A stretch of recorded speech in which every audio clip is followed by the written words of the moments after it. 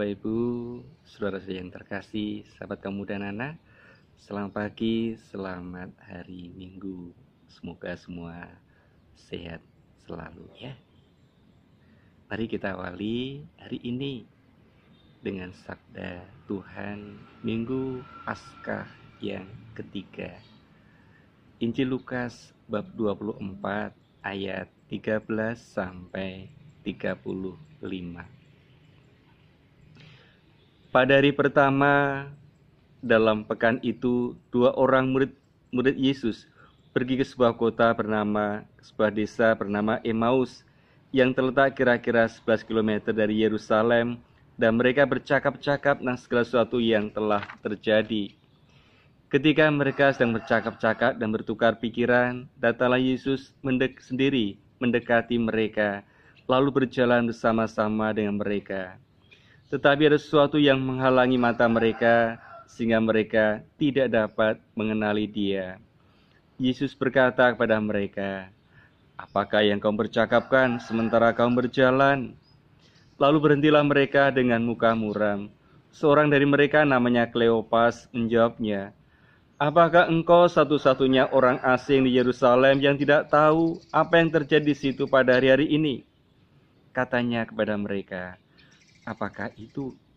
Jawab mereka, "Apa yang terjadi dengan Yesus orang Nazaret? Dia adalah seorang nabi yang berkuasa dalam pekerjaan dan perkataan di hadapan Allah, di depan seluruh bangsa kami.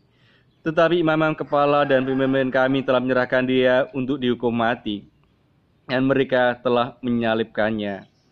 Padahal kami dahulu mengharapkan bahwa dia yang akan membebaskan bangsa Israel.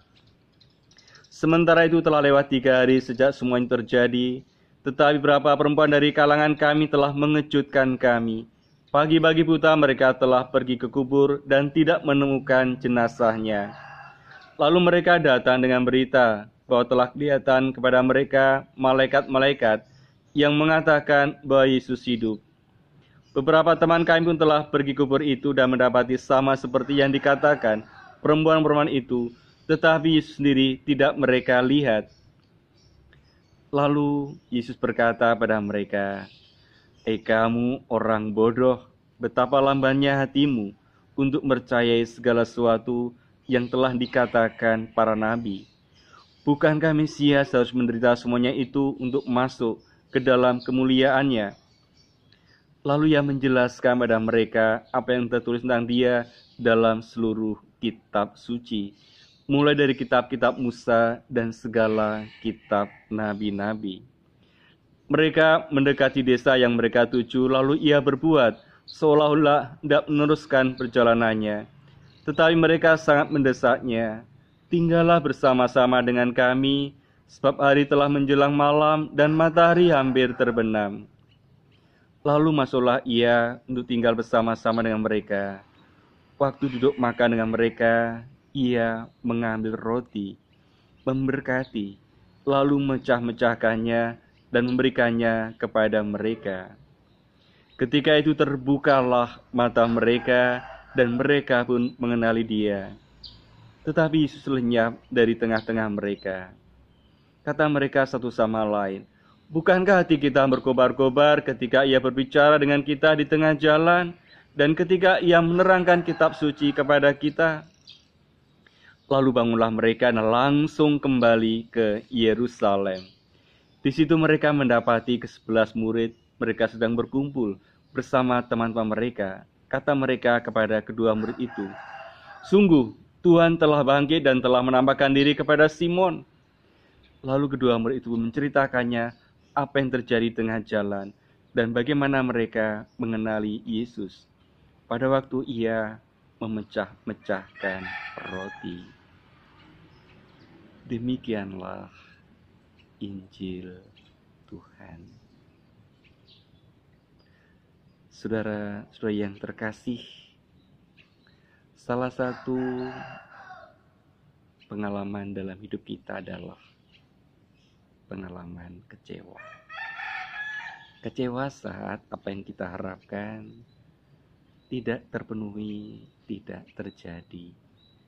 Kecewa bisa kepada orang tua, pasangan, anak-anak, sahabat, teman, saudara, di gereja, di tempat kerja, dimanapun. Saat apa yang kita harapkan tidak terpenuhi, orang biasanya akan kecewa. Dan pengalaman kecewa itu juga dialami para murid Yesus.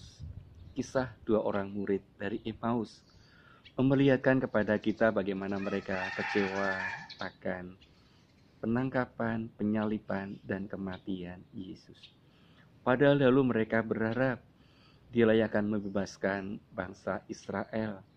Dia yang berkuasa dalam segala sabda-sabdanya. Tetapi ternyata apa yang mereka harapkan tidak terpenuhi, tidak terjadi. Yesus dihukum mati, pergi, dan bagi mereka sepertinya tidak kembali. Lalu dalam kekecewaan itu mereka ingin pulang ke kampung halamannya, ke Emmaus. Buat apa tetap tinggal di Yerusalem kalau Tuhan yang diimani diikuti telah mati, telah pergi, dan gak akan kembali. Maka pulanglah mereka sebagai orang yang kecewa. Ini bukan pulang liburan, bukan pulang mudik, tetapi pulang orang yang kecewa. Tetapi bagaimana cara dan kuasa Tuhan menyertai, mendampingi mereka. Saat mereka berjalan, ternyata Tuhan hadir di tengah-tengah mereka. Tetapi karena kesedihan kedukaannya, mereka tidak mengenali bahwa itu adalah Yesus Tuhan. Mata batin mereka tertutupi. Juga sama seperti saat kita sedang berduka sedih, tidak mudah mengenali kehadiran Tuhan. Tetapi Tuhan tak menyertai dan menyapa mereka dengan segala sabdanya, bahkan menegur karena lambannya iman mereka. Meskipun sudah mengalami pewartaan dari kawan-kawannya bahwa Yesus bangkit, mereka juga belum percaya. Lalu Tuhan menjelaskan segala sesuatu apa yang terjadi, diajarkan dalam kitab suci. Ketika sampai di kampung mereka, ketika sudah senja, Tuhan seolah-olah hendak meneruskan perjalanannya. Tetapi ternyata mereka mengatakan, tinggallah, singgahlah di rumah kami. Mereka membuka pintu rumahnya, membuka hatinya akan kehadiran Tuhan untuk singgah di rumah mereka. Dan apa yang terjadi ketika mereka membuka hati, membuka rumah mereka bagi Tuhan? Di situ Yesus duduk makan dengan mereka. Ia mengambil roti, memberkati, lalu memecah-mecahkannya dan memberikannya kepada mereka. Dan itulah Ekaristi, Tuhan hadir sungguh di antara mereka. Dan karena itu mereka pun terbuka mata mereka dan mereka mengenali bahwa Dia adalah Yesus yang bangkit mulia. Lalu ketika mereka mengenali Tuhan, ternyata Tuhan telah lenyap di antara mereka dan mereka mengatakan satu sama lain, bukankah hati kita berkobar-kobar saat Ia berbicara dengan kita dengan jalan, saat Ia menerangkan kitab suci kepada kita?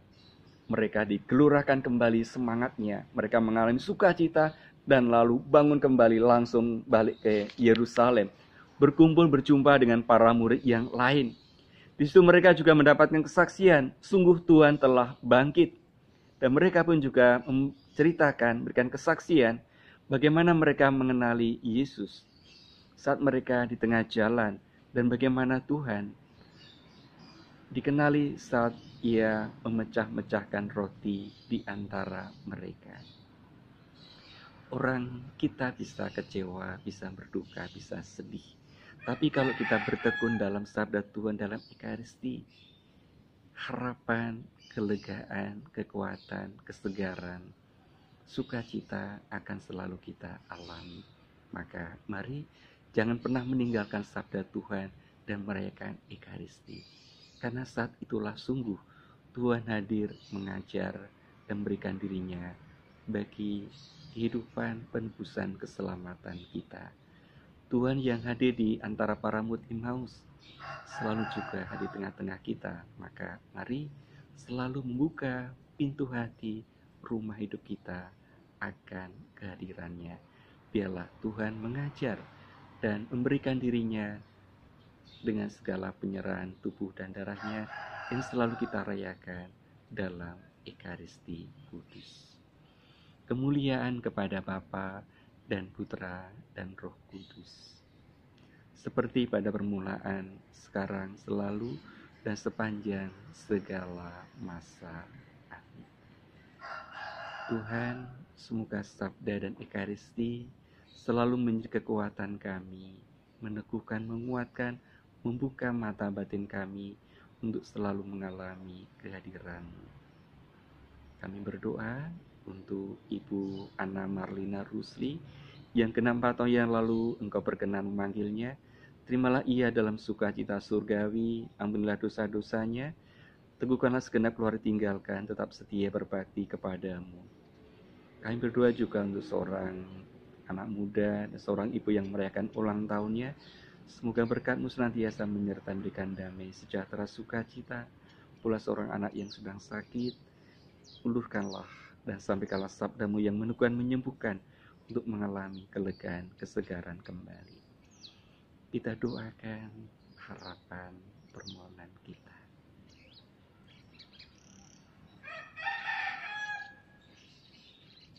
Tuhan, semoga hati kami selalu terbuka akan kehadiran-Mu, dan semoga kami percaya betapa Engkau sungguh bangkit mulia, hadir selalu menyertai hidup kami. Demi Kristus, Tuhan dan pengantara kami. Bapa kami yang ada di surga, dimuliakanlah nama-Mu, datanglah kerajaan, jadilah kehendak-Mu di atas bumi seperti dalam surga. Berilah kami rezeki pada hari ini, dan ampunilah kesalahan kami, seperti kami pun mengampuni yang bersalah kepada kami. Dan jangan masukkan kami dalam pencobaan, tetapi bebaskanlah kami dari yang jahat. Bunda Maria, doakanlah dan lindungilah kami semua. Salam Maria, penuh rahmat, Tuhan serta-Mu. Terpujilah Engkau di antara wanita, dan terpujilah buah tubuh-Mu Yesus. Santa Maria, Bunda Allah, doakanlah kami yang berdosa ini, sekarang dan waktu kami mati. Amin. Tuhan serta-Mu. Semoga kita sekalian, serta keluarga, anak cucu, dan setiap orang yang kita doakan, senantiasa dinaungi, dilindungi, dikuatkan, disembuhkan, dibimbing oleh berkat Allah yang Maha Kuasa, Bapa dan Putra dan Roh Kudus. Selalu kita percaya Tuhan menyertai kita.